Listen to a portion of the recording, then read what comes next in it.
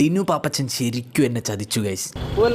പിന്നല്ല, ടിനു പാപ്പച്ചന്റെ പുതിയ സിനിമേന്റെ ഓഡീഷൻ നടക്കുന്നുണ്ടെന്ന് പറഞ്ഞിട്ട് ഞാനും ഫ്രണ്ട് ചാടി കയറി ഇറങ്ങിയതായിരുന്നു. ചെന്ന് കഴിഞ്ഞപ്പോഴാണ് പുള്ളിയുടെ റേഞ്ച് മനസ്സിലാവുന്നത്. തിരക്ക് എന്നൊക്കെ പറഞ്ഞു കഴിഞ്ഞാൽ അജാതി തിരക്കായിരുന്നു. പോയ വഴിയിൽ അറിയുന്ന പലരെയും കണ്ടു, കൂടാതെ അറിയാത്ത ചിലരെയും കണ്ടു.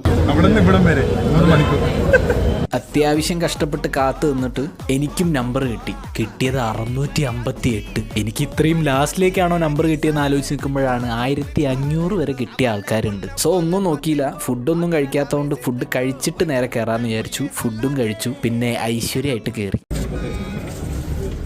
അങ്ങനെ സ്റ്റെപ്പ് കയറി കറക്റ്റ് സ്പോട്ടിലെത്തി. തന്ന സാധനം പറ്റുന്ന പോലെ ചെയ്തു. ഒരു സിറ്റുവേഷൻ തന്നു, അതിൽ പറ്റുന്ന പോലെ അഭിനയിച്ചു. ആകെ ഒരു 5-6 സെക്കൻഡിനുള്ളിൽ തന്നെ ടോപ്പിക് പറഞ്ഞു. അപ്പൊ തന്നെ വേഗം തീർന്നു.